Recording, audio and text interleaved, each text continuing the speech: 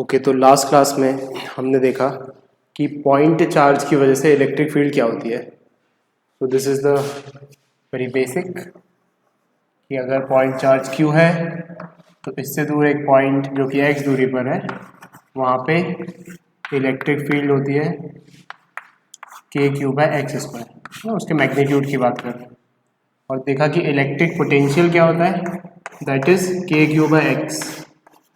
तो फॉर्मूले के स्ट्रक्चर में हमें बाइफरकेट करते आना चाहिए कि पॉइंट चार्ज की वजह से एक पॉइंट जो कि x दूरी पर है, अब इलेक्ट्रिक फील्ड का मैग्नीट्यूड तो होता है KQ/x², बट इलेक्ट्रिक पोटेंशियल का मैग्नीट्यूड होता है KQ/x। तो कभी गड़बड़ नहीं करनी है इसमें। जनरली हम कभी कभी x² चेप देते हैं यहाँ पे या यहाँ पे x लगा देते हैं, है ना। तो इलेक्ट्रिक फील्ड में इन्वर्स स्क्वायर आता है, इलेक्ट्रिक फील्ड में तो जस्ट इन्वर्स आता है x का, सॉरी इलेक्ट्रिक पोटेंशियल में। तो इसको अच्छे से दिमाग में याद रखना है, ठीक है। तो हम इलेक्ट्रिक पोटेंशियल देख रहे थे, पॉइंट चार्ज की वजह से देख लिया था और एक रॉड की वजह से देख लिया था। तो हम इस पॉइंट चार्ज के ही नॉलेज को, पॉइंट चार्ज के वजह से जो एक्सप्रेशन आया है उसी नॉलेज को एक्सपेंड करते हैं, आगे बढ़ाते हैं और कुछ कॉम्प्लेक्स सिचुएशंस में देखते हैं कि इलेक्ट्रिक पोटेंशियल क्या होगा। तो लिखो electric potential due to a ring, electric potential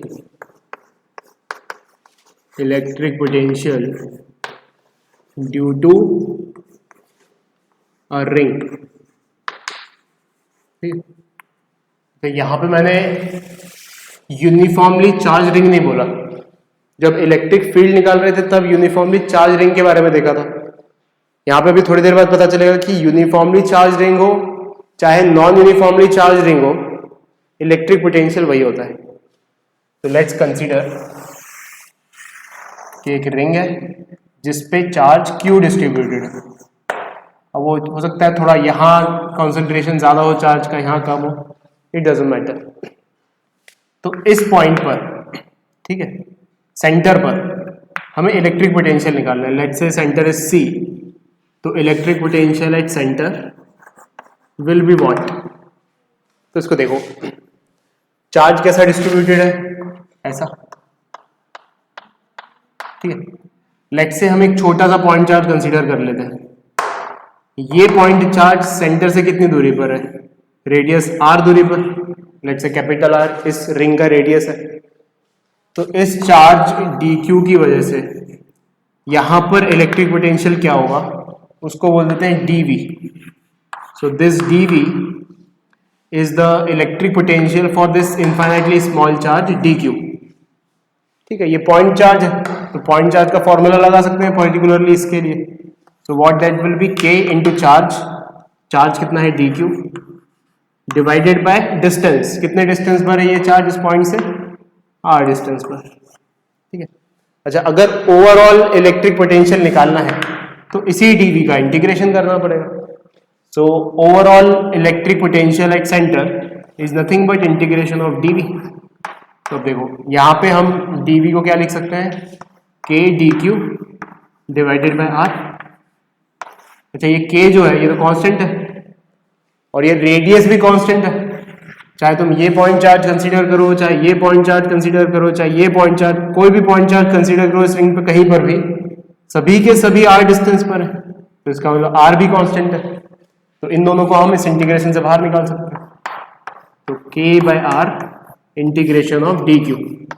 अब dq का इंटीग्रेशन क्या होगा, dq का इंटीग्रेशन होगा q एंड लिमिट्स यानी कि पूरा चार्ज 0 से लेके कैपिटल Q तक। तो इसका लिमिट्स हो जाएंगी 0 से लेके कैपिटल Q और सिंपली आंसर क्या हो जाएगा, k/r इंटू Q। तो ये सेंटर पर इलेक्ट्रिक पोटेंशियल हो जाएगा। तो देखो इस एक्सप्रेशन को डिराइव करने में हमने कहीं भी कंसीडर नहीं किया कि चार्ज डेंसिटी ज्यादा कहाँ है और कम कहाँ है, कि यूनिफॉर्म है कि नहीं, इररिस्पेक्टिव ऑफ कि कैसा भी चार्ज डिस्ट्रीब्यूशन हो, यही फॉर्मूला होगा। और वो जस्टिफाइड भी है क्योंकि ये स्केलर क्वांटिटी है, डायरेक्शन वगैरह तो कंसीडर करना नहीं है, तो इस वजह से। सो this is the electric potential at the centre of the ring, ठीक है। तो नोट कर लो इसको। और इसके साथ ये भी नोट करो कि this is applicable, this expression is applicable whether charge distribution is uniform or not on the ring. It is applicable whether charge distribution is uniform or not on the ring. So this may be uniform or non-uniform.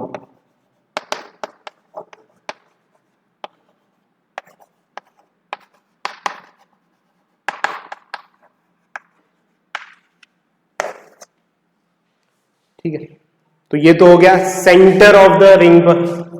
अब access of the ring पर भी देख लेते हैं। So let's see the next situation in which we have to find electric potential at the axis of the ring.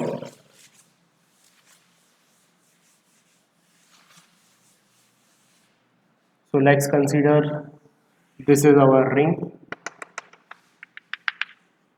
It is out of the plane and this is the axis of the ring. The radius of the ring is r. And the point where we have to calculate electric potential because of this ring, let's say it is at the distance x from the center of the ring, and the charge is q on the ring. Again, it may be uniform or non-uniform.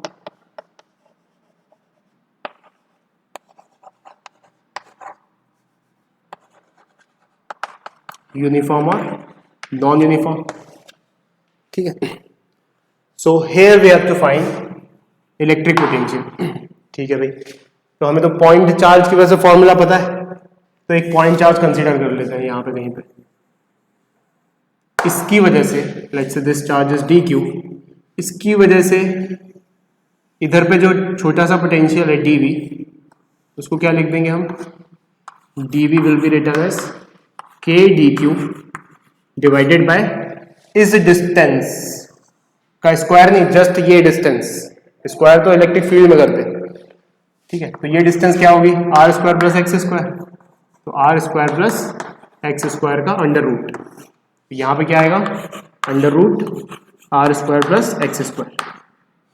ठीक है, अच्छा अगर entire electric potential निकालना है यहाँ पर तो इसको इंटीग्रेट करना पड़ेगा, तो v on the axis will be the integration of dv. So integration of this thing k dq divided by under root of r square plus x square. अब देखो dq के कॉन्टेक्स्ट में dq चाहे यहाँ हो, चाहे यहाँ हो, चाहे यहाँ हो, चाहे यहाँ हो, चाहे यहाँ हो, चाहे यहाँ हो, चाहे यहाँ हो, हर dq की इस पॉइंट से दूरी कितनी होगी, हर की दूरी होगी सेम दिस थिंग है ना। ये प्लेनर इस प्लेन में नहीं है, बोर्ड के प्लेन में, बोर्ड के आउट ऑफ प्लेन है, तो हर पॉइंट की दूरी सेम ही होगी। तो इसका मतलब ये दूरी इज कांस्टेंट, इसको बाहर निकाला जा सकता है, के भी कांस्टेंट, तो इंटीग्रेशन के अंदर बचेगा कौन, केवल डी क्यू। तो लिमिट्स लगा देंगे 0 से लेके कैपिटल क्यू, बाकी कांस्टेंट्स को बाहर निकाल लो, तो हो गया ये अपने पास के bye are square plus X square का अंडर रूट और डी क्यू का इंटीग्रेशन क्यू, तो यहाँ क्यू आ जाएगा, दैट्स इट। तो दिस इज वैलिड चाहे चार्ज इस पर यूनिफॉर्मली डिस्ट्रीब्यूटेड हो या नॉन यूनिफॉर्मली डिस्ट्रीब्यूटेड हो। हमने कहीं भी ऐसी कोई चीज यूज नहीं की जहां पर चार्ज डिस्ट्रीब्यूशन यूनिफॉर्म रहने की कंडीशन लगानी पड़े। तो इसका मतलब this expression is also valid when charge is uniform और when it is non uniform. तो नोट कर लो इसको।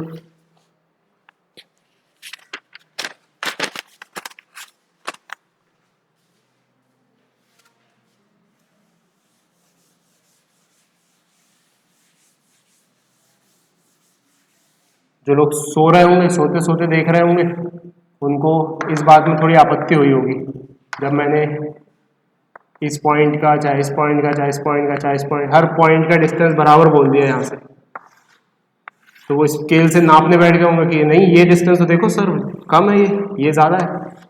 तो अपने आप को एक थप्पड़ मारो और रिवाइंड करो थोड़ा और देखो कि ये मतलब अब इससे ज़्यादा नहीं बोलूँगा, इससे ज़्यादा नहीं बोलूँगा।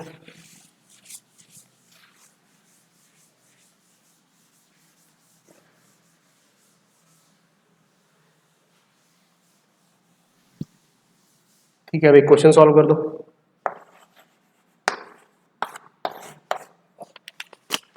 तो एक रिंग है, इमेजिनरी रिंग है, और इसके इस रिंग के कुछ पॉइंट्स पर पॉइंट चार्जेस रखे हुए हैं।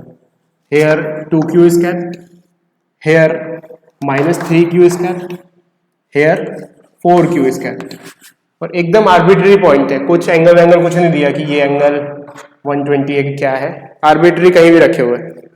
तो बताना है कि एक्सिस पर, यानी कि इस पॉइंट से x दूरी पर, उसको मैं आउट ऑफ द प्लेन कुछ ऐसे बना देता हूँ, ठीक है। तो x दूरी पर यानी कि एक्सियल पॉइंट पे इलेक्ट्रिक पोटेंशियल क्या होगा, और सेंटर पे इलेक्ट्रिक पोटेंशियल क्या होगा, ठीक है। तो क्या करें, सबसे पहले सेंटर पे देखते हैं। सो लेट्स सी सेंटर पे क्या होगा। तो electric potential at centre, and there are 3 point charges, this, this and this. Radius दी हुई है इसकी r है ना, it is given in the question. जो रेडियस है इस रिंग की दैट इज r। तो ये 2q भी सेंटर से r दूरी पर है, ये 4q भी सेंटर से r दूरी पर है, और ये -3q भी r दूरी पर है। तो इन तीनों की वजह से लिखेंगे, तो पहले चार्ज की वजह से क्या लिखेंगे, k 2q/r, ठीक है। फिर दूसरे की वजह से क्या लिखेंगे, k -3q/r, और तीसरे की वजह से क्या लिखेंगे, k 4q/r।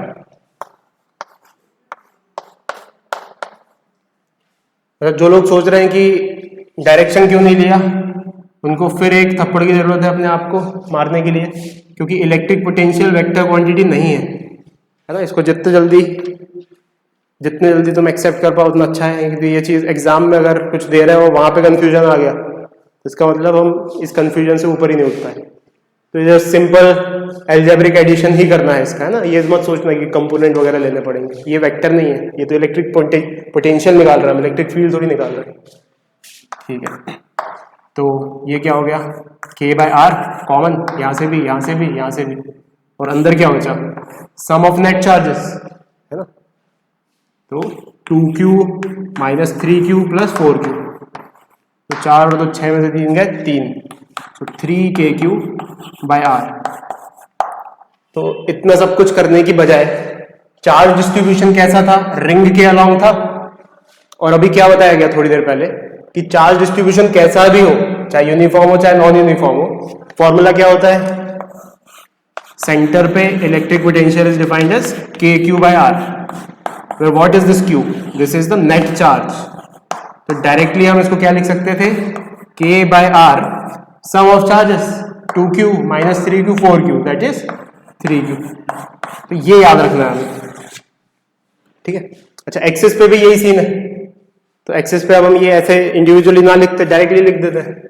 तो electric potential on the axis is kq net, जितना भी टोटल चार्ज है रिंग पर डिस्ट्रीब्यूटेड, चाहे यूनिफॉर्मली हो चाहे नॉन यूनिफॉर्मली हो, divided by r² + x²। So again what is that, 3kq divided by r² + x² का under root. So this will be the answer. This is the answer for electric potential at the center, and this is the answer for electric potential at the axis. Note कर लो इसको।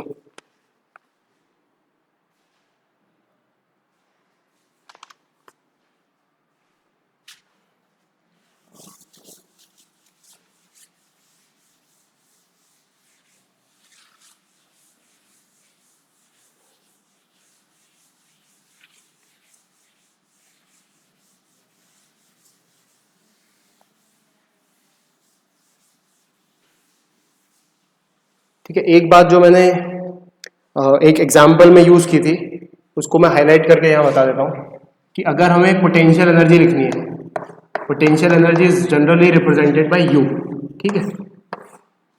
तो let's से यहाँ पे एक किसी electric field की वजह से कुछ इलेक्ट्रिक पोटेंशियल है, let's say this is point A. तो electric potential at point A is defined as V A. ये इलेक्ट्रिक पोटेंशियल है।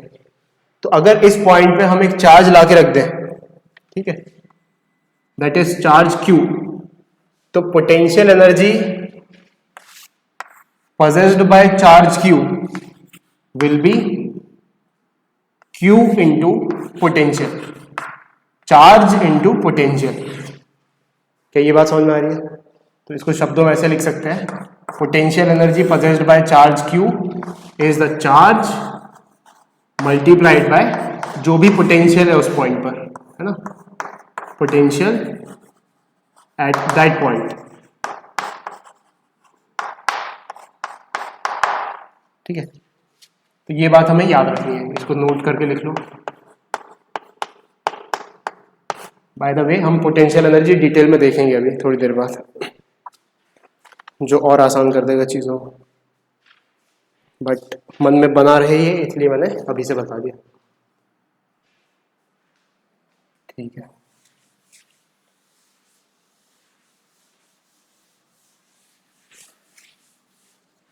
तो एक क्वेश्चन नोट करो, a point charge Q not, a point charge Q naught is placed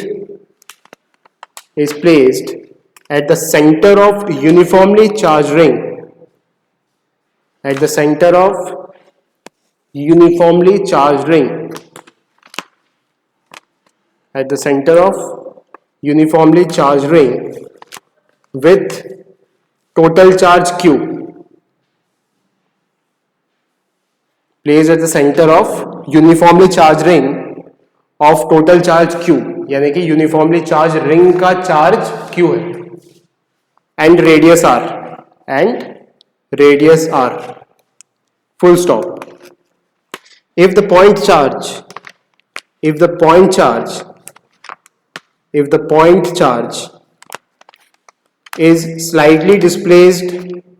is slightly displaced with negligible force, point charge is slightly displaced with negligible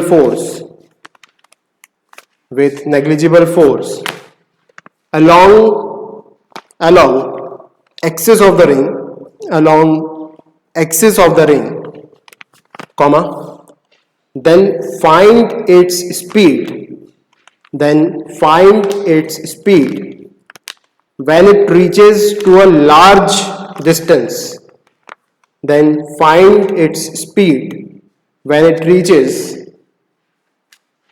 to a large distance।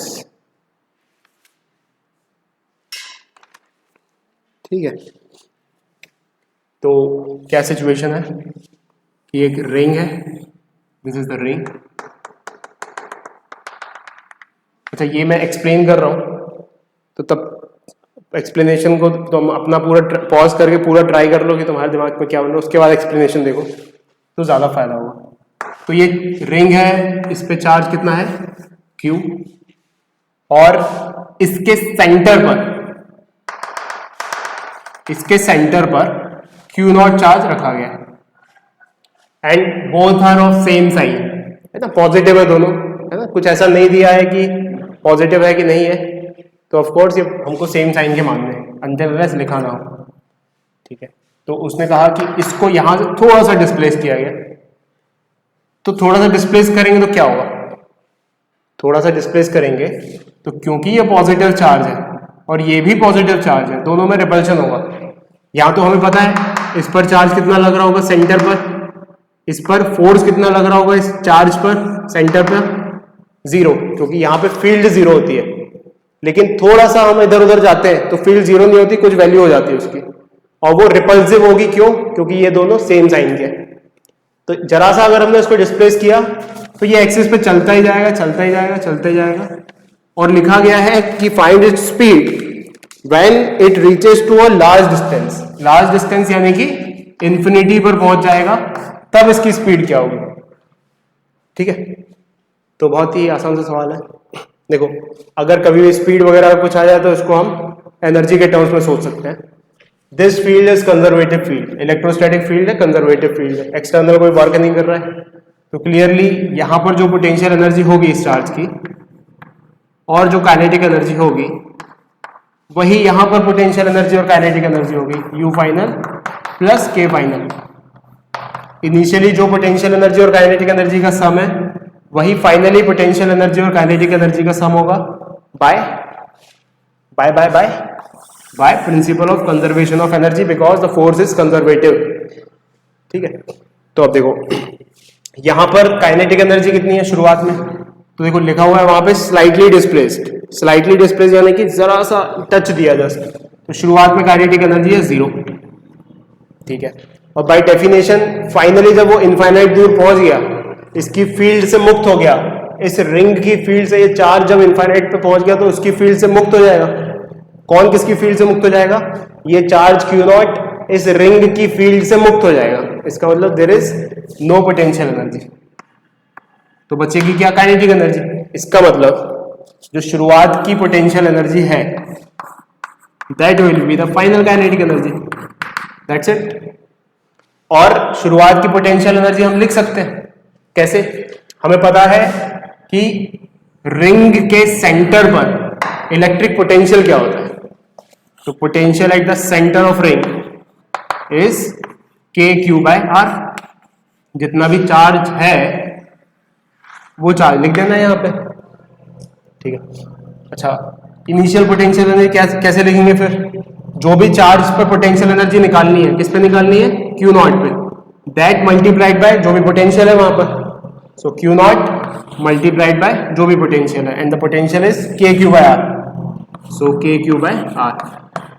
तो ये तो potential energy हो गई इस small charge Q0 की, point charge Q0 की यहाँ पर। और फाइनली काइनेटिक एनर्जी लेट से उसका मास m है, तो हाफ mv²। मास m दिया रहना चाहिए क्वेश्चन में, अदरवाइज हम आंसर नहीं लिख पाएंगे। तो mass of this charge is also given, note कर लो इसको।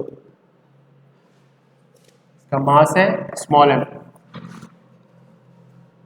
ठीक है, तो क्या निकालना है? स्पीड निकालना है, मतलब v निकालना है। बस निकल गए यहां से, सब कुछ एक तरफ ले जाओ, v निकाल दो। तो देखना ये 2 यहां जाएगा, m यहां आ जाएगा, और v² है तो इन सब का अंडर रूट हो जाएगा। तो finally what is v?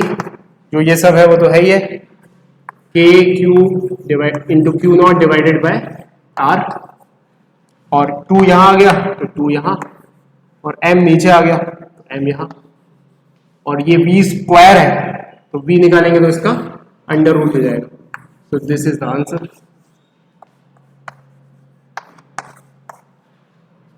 Note कर लो इसको।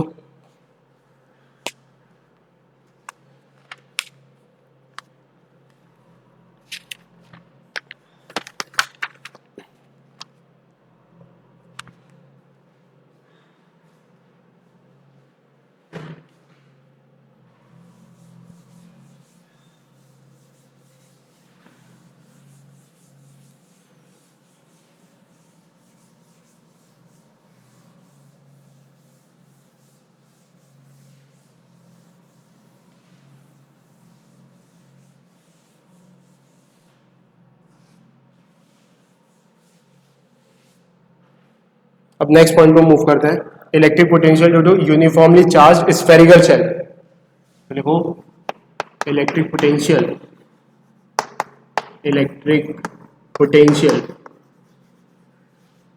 Due to uniformly charged spherical shell.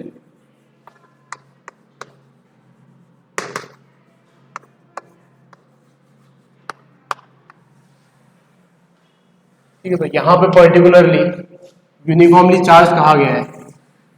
क्यों कहा गया है इसको समझ लेते हैं बहुत आसानी से। अच्छा, इनसाइड तो इलेक्ट्रिक पोटेंशियल सेम रहना है, चाहे यूनिफॉर्मली डिस्ट्रीब्यूटेड हो चाहे नहीं हो, बट अगर बाहर हमें इलेक्ट्रिक पोटेंशियल निकालना है तो इस पूरे चार्ज को हम सेंटर पे कॉन्सेंट्रेटेड तभी मान पाएंगे जब ये यूनिफॉर्मली डिस्ट्रीब्यूटेड होगा, तो which makes the discussion easier.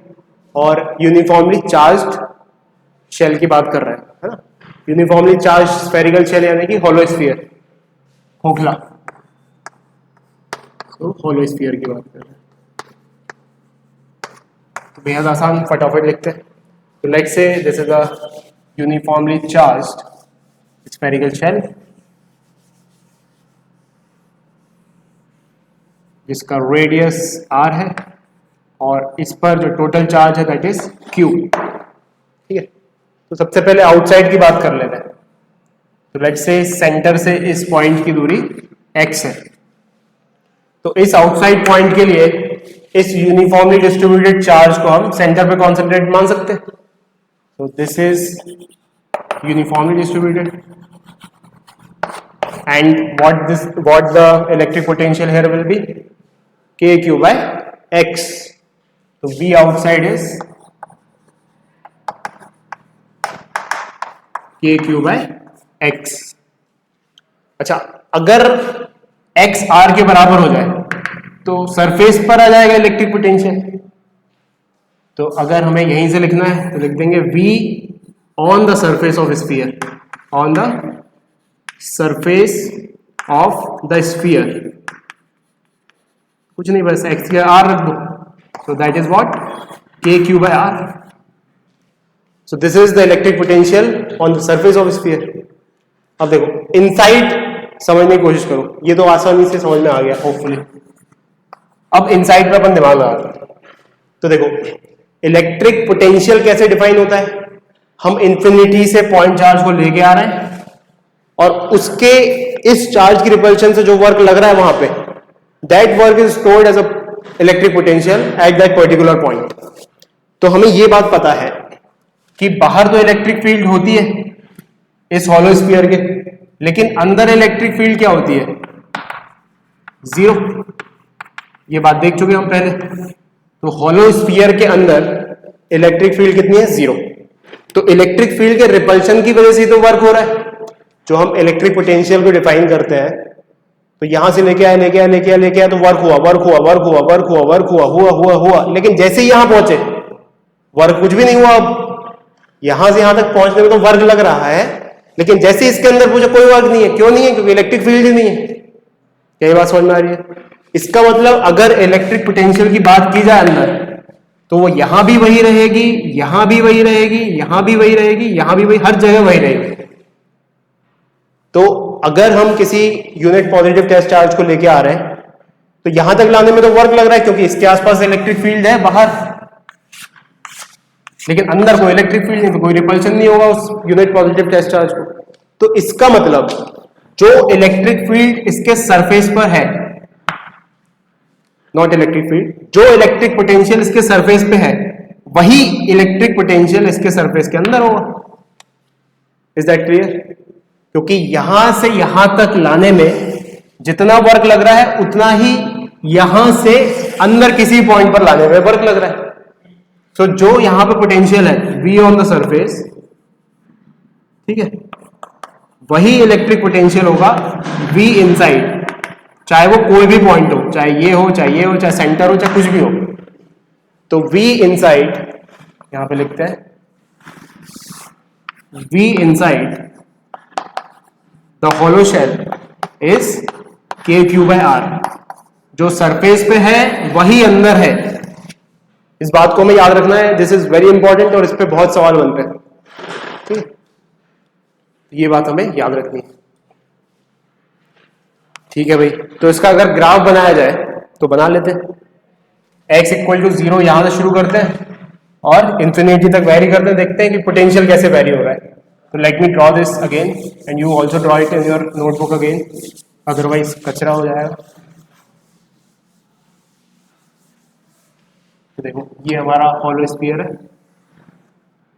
ये सेंटर है, this is our reference line, ये एक्सिस है जिसपे हम x मार्क करेंगे, और ये y एक्सिस है जिसपे हम इलेक्ट्रिक पोटेंशियल मार्क करेंगे।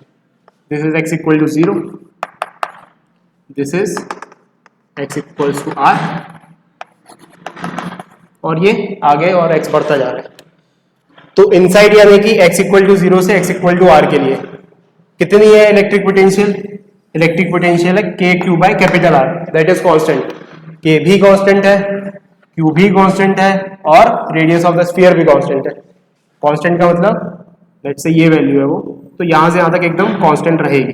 This value is kq by capital R।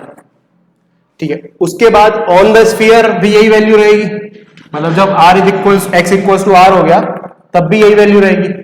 अच्छा, आउटसाइड जब x ग्रेटर देन आर है ना, यानी कि ये वाला एक्सप्रेशन, तो कैसे वेरी करेगी, 1/x से गिरती जाएगी, जैसे जैसे x बढ़ेगा वैसे वैसे इसकी वैल्यू गिरती जाएगी, तो it will be like this. तो इनसाइड से लेके ऑन द स्फीयर, इनसाइड का किसी भी पॉइंट, चाहे वो सेंटर स्वयं हो या फिर on the surface, exactly same value रहेगी इलेक्ट्रिक पोटेंशियल की। उसके बाद 1/x से गिरता जाएगा पोटेंशियल, तो here v is inversely proportional to x and here v is constant, जिसकी वैल्यू क्या है, k/r। तो स्फेरिकल शेल के लिए हमें एकदम याद रखना है पूरी तरीके से, ठीक है।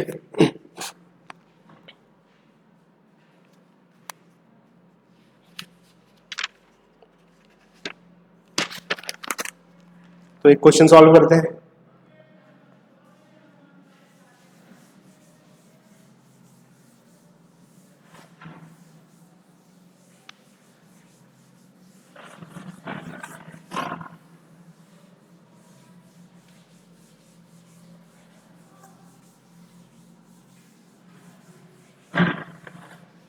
Consider two concentric shells.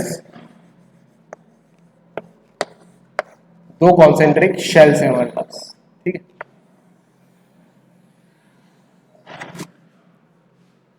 And this is the common center of both the shells. The radius of inner shell is r1 and the radius of outer shell is r2. And the charge on inner shell is q1 and that is uniform, and charge on the outer shell is q2, that is also uniform. So charge on both the shells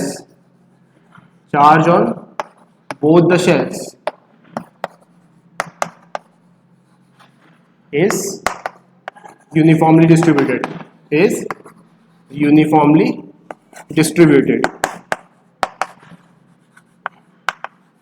There are two concentric shells and O is the common center, of both. ठीक है, तो हमें बताना है find potential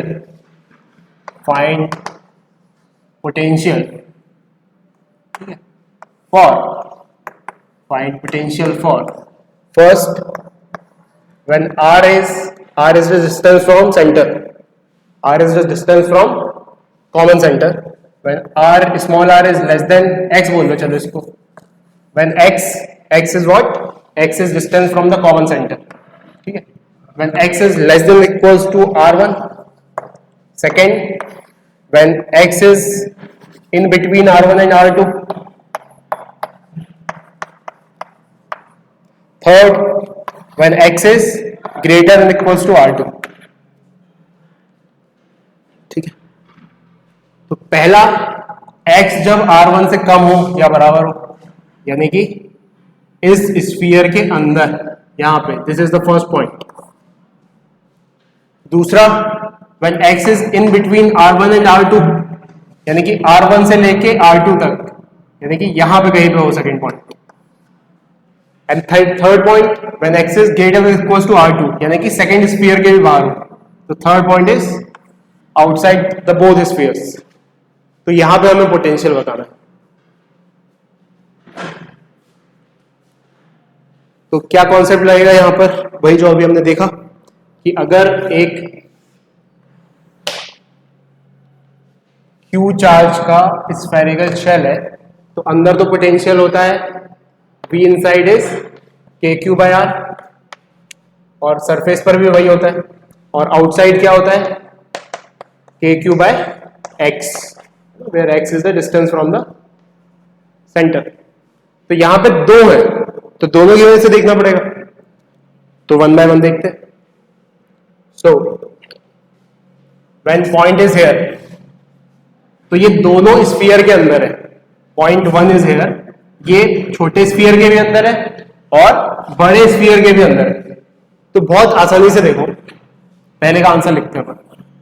छोटे sphere की वजह से क्या लिखे, forget about second sphere, just छोटे छोटे स्फीयर पे कॉन्सेंट्रेट करो। छोटे स्फीयर की वजह से जो इसके सरफेस पे होगा पोटेंशियल वही इसके अंदर होगा। So what that will B KQ1 divided by R1। तो ये तो जस्ट हुआ छोटे स्फीयर की वजह से। अब छोटे स्फीयर को भूल जाओ, बड़े स्फीयर की वजह से यहां पे पोटेंशियल क्या होगा, जो बड़े स्फीयर के सरफेस पर है। So what that will B plus KQ2 divided by R2। तो पहले का आंसर ये हो गया। फिर से देखो एक बार, ये जो पॉइंट है ये इस स्फीयर के अंदर है, तो इस स्फीयर की वजह से यहां पे इलेक्ट्रिक पोटेंशियल क्या लिखेंगे, KQ बाय R लिखेंगे।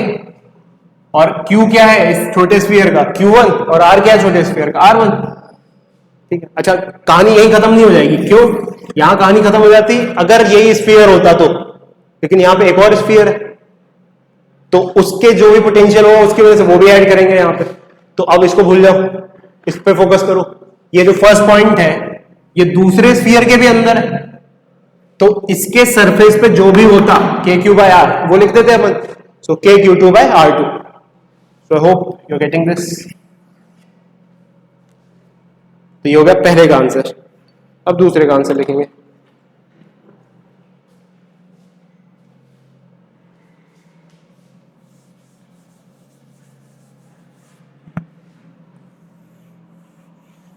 यहां लिखते हैं दूसरे का आंसर। तो दूसरे पॉइंट को पकड़ो, ये है दूसरा पॉइंट।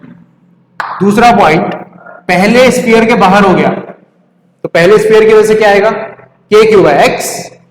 तो पहले स्फीयर की वजह से क्या आ गया, KQ1 बाय X। ये तो केवल पहले स्फीयर की वजह से हुआ। अब पहले स्फीयर को भूल जाओ, दूसरे स्फीयर को पकड़ो। दूसरे स्फीयर के तो ये अंदर ही है, तो KQ बाय R, तो प्लस KQ2 बाय R2। फिर तीसरे का आंसर देख लेते हैं। तीसरा यानी कि ये वाला पॉइंट। तो अब ये तो पहले स्फीयर के भी बाहर है और दूसरे स्फीयर के भी बाहर है, तो कोई टेंशन ही नहीं। क्या करें, पहले की वजह से भी KQ बाय X यानी कि KQ1 बाय X, प्लस दूसरे की वजह से भी KQ बाय X यानी कि KQ2 बाय X। तो बाहर पॉइंट है तो कुल मिला के KQ1 plus Q2 bye X, अगर दोनों के बाहर है तो ये तीसरे का आंसर हो गया। I hope you are getting this.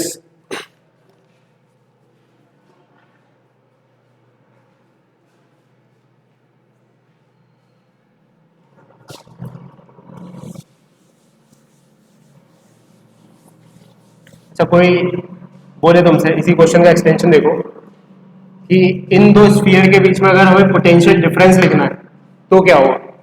Let's say a point X is on the surface of inner sphere and point Y is on the surface of outer sphere. So extended question लिखो, extended question।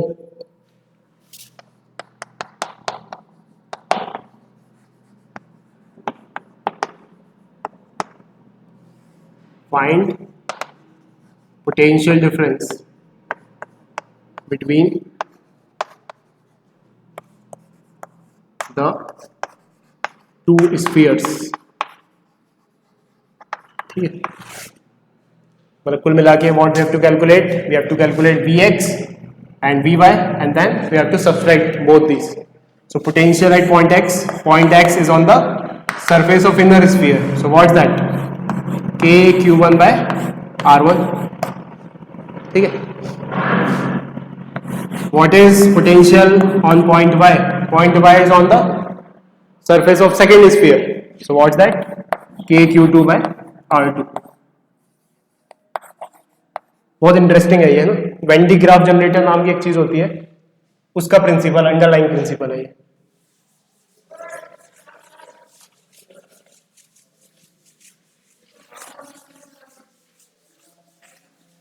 तो देखो हम potential difference delta V between points X and Y क्या लिख सकते हैं, Vx minus Vy, यानी कि इनर स्फीयर का पोटेंशियल माइनस आउटर स्फीयर का पोटेंशियल। इनर स्फीयर का पोटेंशियल क्या है, KQ1 by R1, so that is KQ1 by R1 minus बड़े स्फीयर का पोटेंशियल क्या है, KQ2/R2। सो KQ2/R2। अब देखना इस चीज को, K कॉमन लिया जा सकता है तो K कॉमन ले लिया। यहां से क्या बचा, यहां से बचा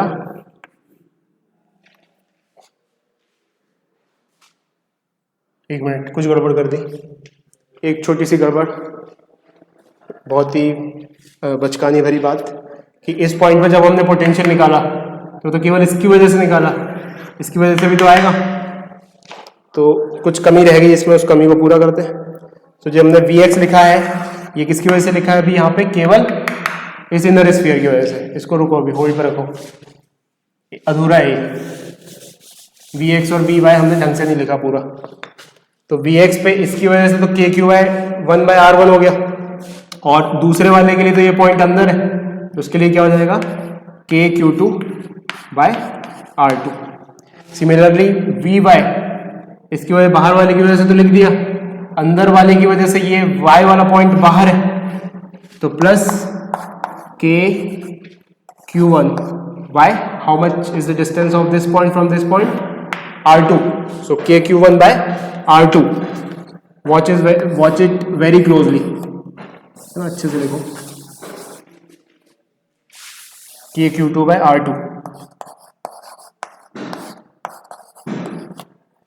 नॉट KQ2/R2, KQ1/R2। एक बार आराम से, ये Vx क्या है, Vx पॉइंट पर इस स्फीयर की वजह से आएगा पोटेंशियल, दैट्स व्हाट KQ1/R1। एक इसकी वजह से आएगा, दैट इज व्हाट KQ2/R2। ये R2 क्यों आया यहाँ पे, क्योंकि ये अंदर है, ये जो x पॉइंट है ये बड़े स्फीयर के अंदर है, ठीक है। अब पोटेंशियल एट पॉइंट y, तो इस आउटर स्फीयर की वजह से क्या आएगा, ऑन द स्फीयर है तो KQ2/R2, no problem. Inner sphere की वजह से क्या आएगा, इनर स्फीयर के जो पॉइंट y है वो तो बाहर है, तो KQ1 by this distance and that is R2, so KQ1/R2, ठीक है। so this is KQ1/R2। अब देखो मजा, यहां पे क्या करना है हमें, potential difference between point x and point y निकालना है। तो देखो Vx लिख देते हैं overall this thing, so that is KQ1/R1 plus KQ2/R2, this is our Vx, minus यहां पे लिखेंगे Vy इज KQ2/R2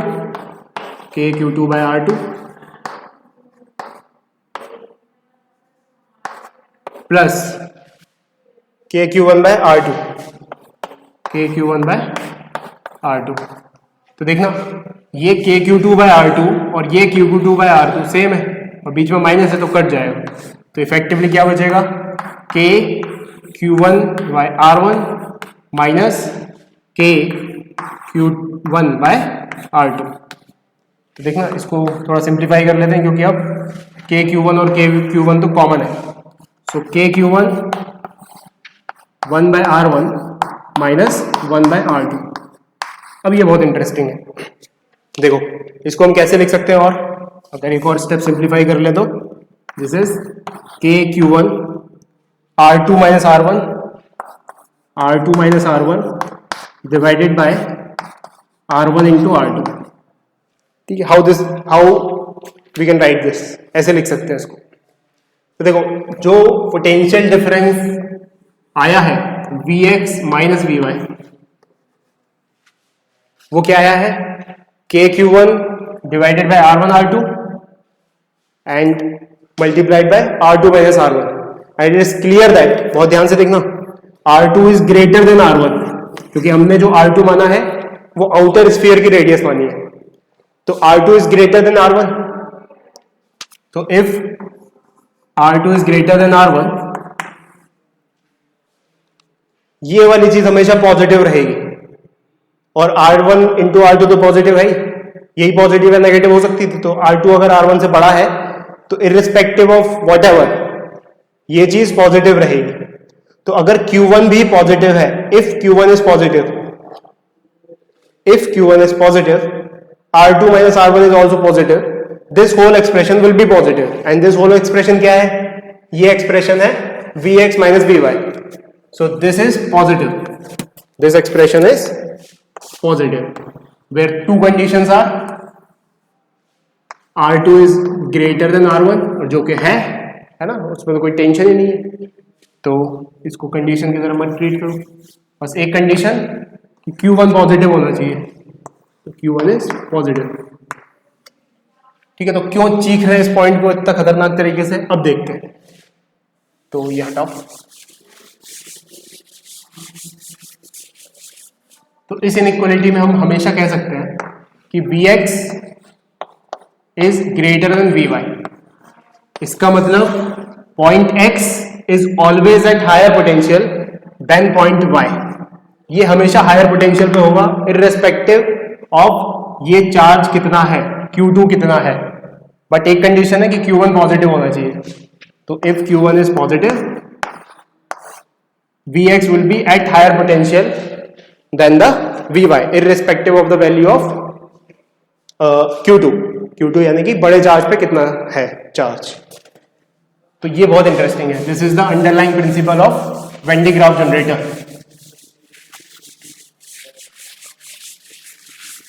तो इसको आप समझते हैं जरा सा. Charge always flows from higher potential to lower potential. तो अगर मैंने किसी तरीके से यहां पे ऐसे वायर लगा दिया, तो चार्ज कहां से कहां बहेगा, छोटे स्फीयर से बड़े स्फीयर की तरफ, इररिस्पेक्टिव ऑफ कि छोटे स्फीयर पे कितना चार्ज है, बट पॉजिटिव होना चाहिए, और इस पे कितना चार्ज है.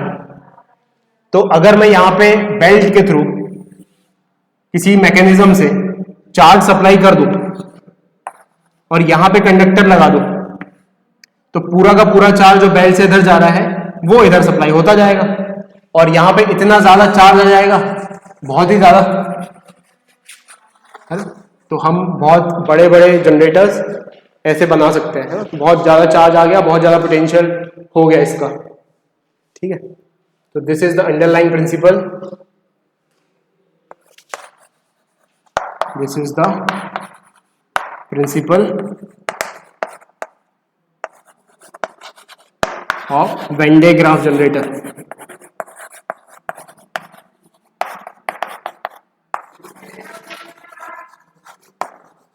ठीक है, so irrespective of whatever charge we are having on bigger sphere, charge will always flow from smaller sphere to the bigger sphere, inner sphere to outer sphere. तो ये बात होपफुली तुम्हें समझ में आ गई होगी. अब आगे बढ़ते हैं नेक्स्ट टॉपिक पर.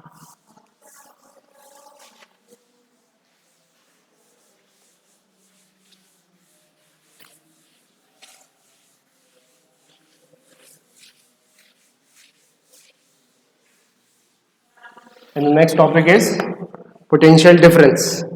So लिखो next topic, potential difference.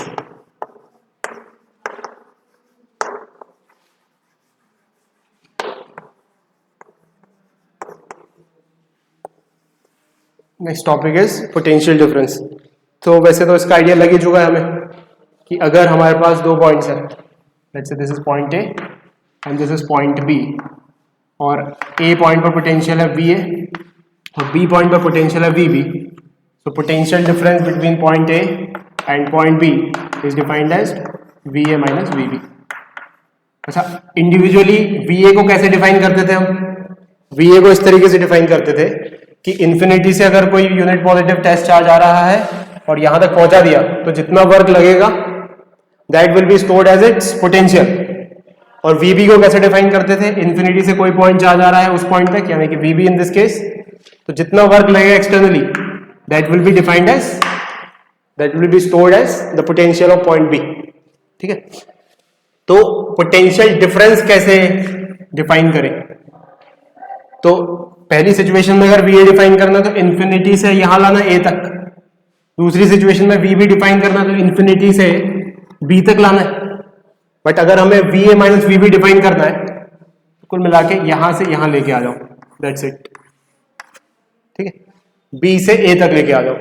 तो लिखो potential difference, potential difference, potential difference between two points A and B, potential difference between 2 points A and B is the work done by external force, is the work done by external agent, is the work done by external agent against electric field, against electric field in taking a unit positive point charge, in taking a unit positive point charge from B to A, from B to A, from B to A without changing its kinetic energy, without changing its kinetic energy.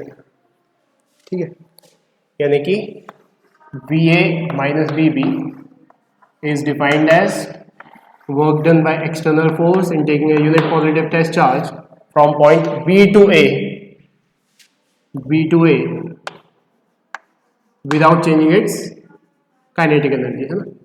यहाँ पे लिख दो K initial equals to K final. और work energy theorem से हमें पता है कि जितना एक्सटर्नल वर्क लगेगा इसको करने में वो अपोजिट होगा इलेक्ट्रिक वर्क के. So this can be written as negative of work done by electric force, B to A. यहाँ पर काइनेटिक एनर्जी बराबर है इनिशियली और फाइनली.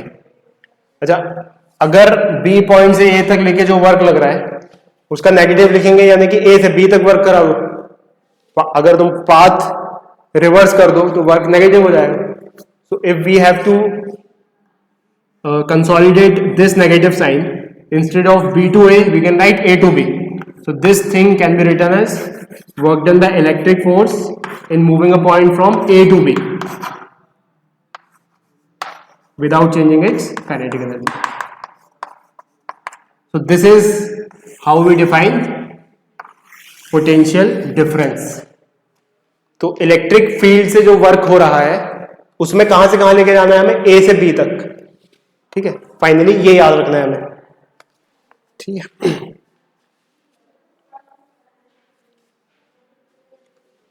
अच्छा, जनरली इनफाइनाइट पे अगर कोई पॉइंट है, if any point is eight infinite, उसका पोटेंशियल हम कैसे डिफाइन करते हैं, 0. तो एक पॉइंट लिख लो,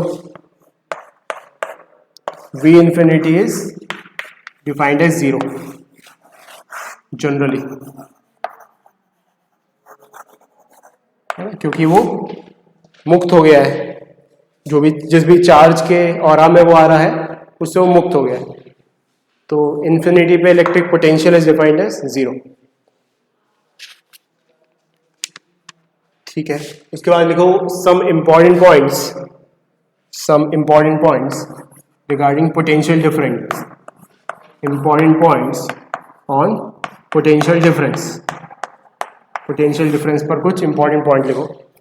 तो first point, the difference of potential, the difference of potential, the difference of potential between two points is called potential difference, is called potential difference, is called potential difference, full stop. It is also called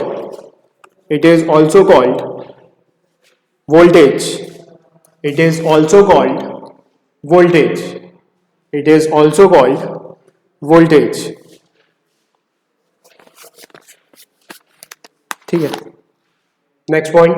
अच्छा, next point लिखने से पहले उसको समझते हैं कि ये हमने जनरली इन्फिनिटी पे पोटेंशियल 0 डिफाइन करते हैं, बट ये रेफरेंस लेवल है. हो सकता है कोई अपनी इक्वेशन बनाए, उसमें वो किसी रैंडम जो इन्फिनिटी पे पॉइंट नहीं है वहां पे डिफाइन कर दे potential 0. So this is referential, this is not absolute. ऐसा डिफाइन करते हैं, इसकी वजह से पोटेंशियल यहां पे समथिंग आता है. ठीक है, तो पोटेंशियल इज रेफरेंशियल, है ना. एब्सोल्यूट पोटेंशियल जिस भी पॉइंट पर हम निकाल रहे हैं वो पोटेंशियल रेफरेंशियल होता है. ये मान के लिखते हैं हम फॉर्मूला कि इन्फिनिटी पे पोटेंशियल 0 है. फॉर एग्जाम्पल, पॉइंट चार्ज की वजह से हम इस पॉइंट पर जो कि x दूरी पर है पोटेंशियल क्या लिखते हैं, k/x. तो ये मान के लिखते हैं कि इन्फिनिटी पे पोटेंशियल 0 है, क्योंकि हमने डेफिनेशन में यही माना है कि हम इन्फिनिटी से लेके आ रहे हैं और इन्फिनिटी पर चार्ज की इलेक्ट्रिक फील्ड से मुक्त होता है, जो भी यूनिट पॉजिटिव टेस्ट चार्ज को हम लेके आ रहे हैं. तो this is when we consider v at infinity is 0. ठीक है. अच्छा, ये तो मतलब पहले से पता है हमें. लेकिन अगर पोटेंशियल डिफरेंस लिखेंगे ना, V A minus V B, तो वो वही रहेगा चाहे रेफरेंस पॉइंट कुछ भी हो, चाहे इन्फिनिटी पे 0 मान ले, चाहे इधर 0 मान ले, चाहे इधर 0 मान ले, चाहे इधर 0 मान ले, पोटेंशियल डिफरेंस वही रहेगा. So potential is a reference dependent term, but potential difference is not. तो क्या कहीं बात कही गई, इसको लिख लो सेकेंड पॉइंट पे, कि potential difference between two points, potential difference between 2 points is independent of reference points, is independent of reference points. ठीक है.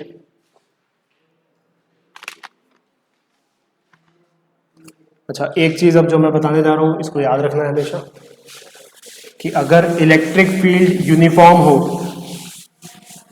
तब बहुत आसानी से हम पोटेंशियल डिफरेंस का फॉर्मूला लिख पाएंगे.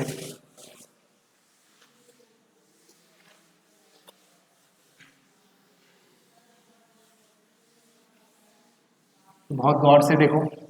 Heading potential difference in uniform electric field, potential difference in uniform electric field.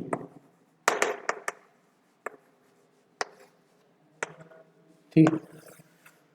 तो potential difference in uniform electric field, अगर यूनिफॉर्म इलेक्ट्रिक फील्ड है तो क्या होगा, इलेक्ट्रिक फील्ड पैरेलल होंगी. ठीक है. तो अब देखो, यहां पे एक पॉइंट है और यहां पे कोई दूसरा पॉइंट है. Let's say this is point A and this is point B. इन दो पॉइंट्स के बीच में हमें पोटेंशियल डिफरेंस लिखना है. अच्छा, ये जो इलेक्ट्रिक फील्ड है उसके मैग्नीट्यूड को हम E बोल देते हैं, and the distance between these two points जिनके बीच में हमें इलेक्ट्रिक फील्ड लिखनी है, that is D. And clearly A और B सेम हॉरिजॉन्टल लेवल पे है फिलहाल के लिए. ठीक है. And what we have to write, we have to write VA minus VB. अच्छा, क्लियरली एक बात हम जान चुके हैं पहले से ही, उसको भी रिवाइज कर लेते थोड़ा सा, कि पोटेंशियल डिफरेंस इलेक्ट्रिक फील्ड की लाइन के अलॉन्ग कम होता है. तो यहाँ पोटेंशियल डिफरेंस ज्यादा होगा, यहाँ थोड़ा उससे कम होगा, फिर कम होगा, फिर कम होगा. तो क्लियरली A पॉइंट पर पोटेंशियल ज्यादा है और B पॉइंट पर पोटेंशियल कम है. तो VA minus VB will be coming as positive. ये चीज हमने पहले ही एंटिसिपेट कर ली. ठीक है. अब लेट्स से कि इस पॉइंट से इस पॉइंट पर जो चार्ज जा रहा है, अगर एक स्मॉल चार्ज Q की बात कर ले, so let's consider a charge small q which is moving from point A two point B. तो इस Q चार्ज पर, Q is positive of course, Q charge पे फोर्स कितना लगेगा, that force will be Q into E. So force is Q into E. So how much is the work done from moving from point A to point B? तो work क्या होगा, work done by electric force in moving from point A to B. How is that, force into displacement, यानी कि QED. अच्छा, potential difference अभी थोड़ी देर पहले पन्ना पलटा के देखो. पोटेंशियल डिफरेंस कैसे डिफाइन करते हैं अपन, VA minus VB. VA minus VB is defined with this. ऐसे डिफाइन होता है, work done by electric force moving from A to B. Negative होता था जब B से A जाता था, लेकिन A से B जा रहा है तो वो नेगेटिव कंसोलिडेट हो जाता था. तो इसका मतलब VA minus VB is nothing but QED. ठीक है. अच्छा, तो ये तो चार्ज की बात हो गई. अब चार्ज कौन सा लेके जाते हैं अपन, चार्ज लेके जाते हैं यूनिट पॉजिटिव टेस्ट चार्ज. ठीक है.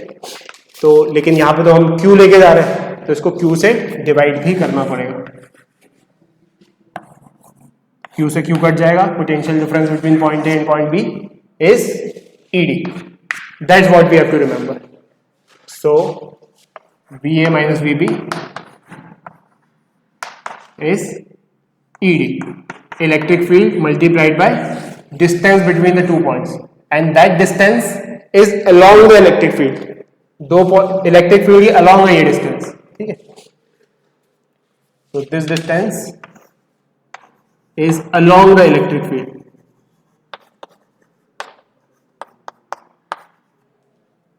इलेक्ट्रिक फील्ड के along है.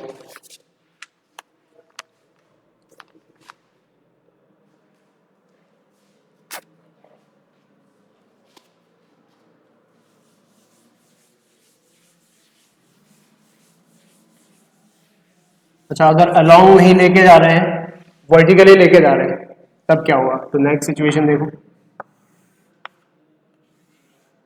ये इलेक्ट्रिक फील्ड है जिसका मैग्नीट्यूड E है, यूनिफॉर्म इलेक्ट्रिक फील्ड है, हर जगह E मैग्नीट्यूड है, और दो पॉइंट्स हैं C और D जो कि एकदम परपेंडिकुलर है, ठीक है, इलेक्ट्रिक फील्ड से. तो अब देखो, electric potential of course along the direction of electric field कम होता जाएगा, लेकिन एक पर्टिकुलर पॉइंट पर, यहां पर और उससे परपेंडिकुलर पॉइंट पर इलेक्ट्रिक पोटेंशियल सेम होगा, यानी कि यहां पर जो पोटेंशियल है वही पोटेंशियल यहां होगा. तो VC is equals to VD. So if VC is equals to VD, what will be the difference of potential? 0. ठीक है.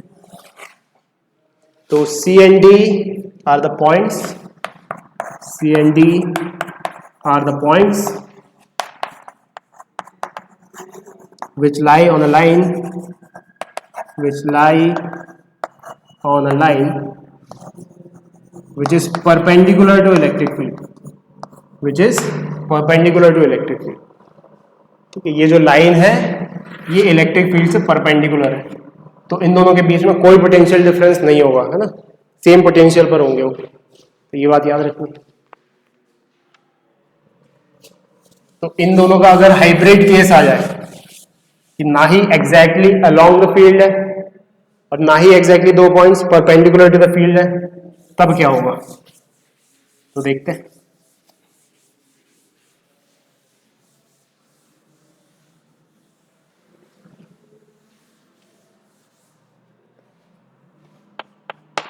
Let's say this is the direction of electric field and एक point of consideration A यहां पर है और एक point of consideration B यहां पर है, ठीक है, और इनके बीच में पोटेंशियल डिफरेंस निकालना है. एंड जो लाइन ज्वाइन कर रही है इन दो को, that is not either parallel to electric field, not perpendicular to electric field, but making some angle theta with it, where theta is not 0 and not 90. तो अब ऐसी सिचुएशन में क्या करें? तो देखो, बहुत ही आसान है. B से एक परपेंडिकुलर लाइन खींच दो इलेक्ट्रिक फील्ड की, और A से एक हॉरिजॉन्टल लाइन खींच दो इलेक्ट्रिक फील्ड से, और जहां पर ये दोनों लाइंस इंटरसेक्ट करें उसको पॉइंट बोल दो, लेट से कुछ C. तो क्या ये बात समझ में आ रही है? B पर और C पर पोटेंशियल सेम होगा क्योंकि ये परपेंडिकुलर लाइन पे. So potential at point B is equals to potential at point C. ठीक है, तो इसका मतलब चाहे मैं VA माइनस VB निकालूं, चाहे VA माइनस VC निकालूं, बात बराबर है. So VA minus VB is equals to VA minus VC. और VA माइनस VC कैसे निकाल सकते हैं? बहुत ही आसानी से, क्योंकि ये सेम हॉरिजॉन्टल लेवल पे है. ये वाली डिस्टेंस लेट से D थी, if this was D, this is what, D ना बोल के L बोल देते हैं. चलो, तो if this is L, AB is L, what this AC will be, this angle is theta, so this is also theta. तो इसका ये कॉस कंपोनेंट है, तो this is L cos theta. और अभी हमने फॉर्मूले में क्या देखा कि अगर ये डिस्टेंस D है हॉरिजॉन्टल लेवल के अलोंग, अगर दो पॉइंट्स हैं हॉरिजॉन्टल डायरेक्शन में, तब पोटेंशियल डिफरेंस क्या होगा? E into D. अब D क्या लिख दें यहाँ पे? D ये लिख देते हैं, that is L cos theta. तो इस तरीके से कर सकते हैं आप. कि अगर हॉरिजॉन्टल नहीं है तो उसका हॉरिजॉन्टल प्रोजेक्शन ले लो और वो डिस्टेंस मल्टीप्लाई कर दो इलेक्ट्रिक फील्ड से, तो वो पोटेंशियल डिफरेंस आ जाएगा। तो V A minus V B is what, E into L cos theta. ठीक है, तो कुल मिला के अगर इसको मैं वेक्टर की तरह ट्रीट कर दूं, this is a vector, this is L vector and of course electric field is a vector. So ये क्या लिखा हुआ है, ये लिखा हुआ है ई डॉट एल। ठीक है, ई डॉट एल को जब हम ट्रांसफॉर्म करेंगे तो ई एल कॉस थीटा हो जाएगा, because angle between E and L is theta. तो इस तरीके से भी लिख सकते हैं। ठीक है, so what is this L vector? This L vector is the position vector of line segment joining A and B towards B. So this is position vector of AB. AB का position vector है।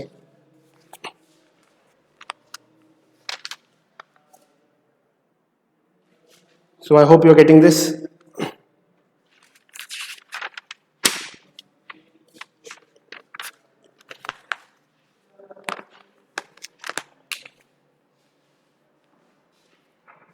तो एक question solve करते हैं। लिखो 1 microcoulomb charge, 1 microcoulomb charge is shifted from A to B, is shifted from A to B. 1 microcoulomb charge is shifted from A to B, and it is found that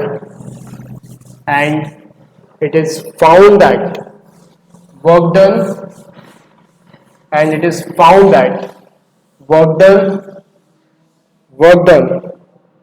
by an external agent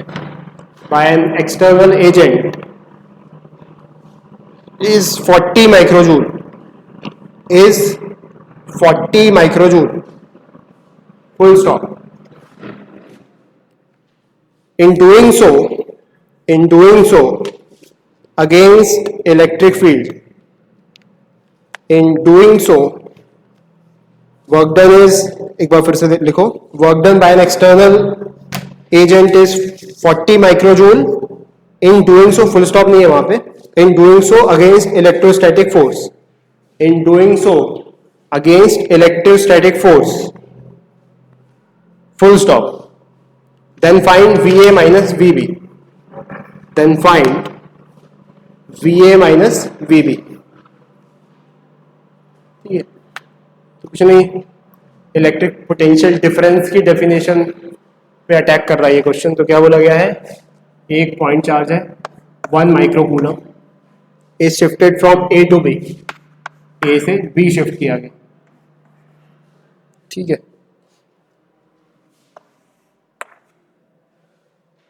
और it is found that work done by external force is equals to 40 microjoule. ठीक है, तो हमें बताना है कि भाई VA minus VB क्या होगा। तो VA माइनस VB क्या होगा, so by definition what is this? This is work done by electric force in moving a charge from A to B, है ना। B to A लिखते तो माइनस लगाना पड़ता, A to B लिख दे रहे तो ये माइनस नहीं लगाना पड़ेगा, यानी कि A to B। अच्छा, ये तो यूनिट पॉजिटिव टेस्ट चार्ज के लिए होता, लेकिन ये तो यूनिट पॉजिटिव टेस्ट चार्ज नहीं है, ये तो 1 माइक्रोकूलम, 1 कूलम होता तब ये होता। इसका मतलब इसको डिवाइड कर देंगे Q से, जो भी चार्ज है उससे डिवाइड कर देंगे। 1 से डिवाइड करते मतलब किसी चीज से डिवाइड नहीं करना पड़ता, लेकिन अब चार्ज 1 नहीं है, यहाँ तो Q है, इससे डिवाइड कर देंगे। ठीक है, तो कुल मिला के ये आंसर है। इंफॉर्मेशन क्या दी हुई है, work done by external forces 40 microjoule. Work energy theorem से work done by external force plus work done by electric force का सम 0 होता है। इसका मतलब work done by electric force, है ना, ए से बी ही बोला ये, अच्छे से देखो, ए से बी तक पहुंचाने में 40 माइक्रोजूल लगा, तो work done by electric force A to B पहुंचाने में कितना लगेगा, इसका नेगेटिव, यानी कि minus 40 microjoule. So what is the answer, this thing is minus 40, So -40 microjoule divided by Q. Q is what? 1 microcoulomb. So this is 1 microcoulomb. Micro से micro कटा, joule पर coulomb is volt. So potential difference कितना हो गया? -40 volt. इसका मतलब VA minus V base -40 volt. यही answer हो गया, यही पूछा था. सो VA minus V base coming out to be negative. इसका क्या मतलब है? इसका मतलब है कि B पॉइंट ज्यादा पोटेंशियल पे है A पॉइंट के कंपैरिजन में. That's it.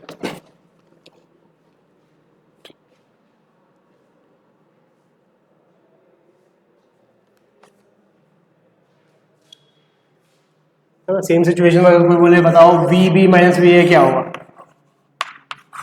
कुछ नहीं, कुल मिला के इसको पलट दिया तो उसको पलट दो. That is 40 volt.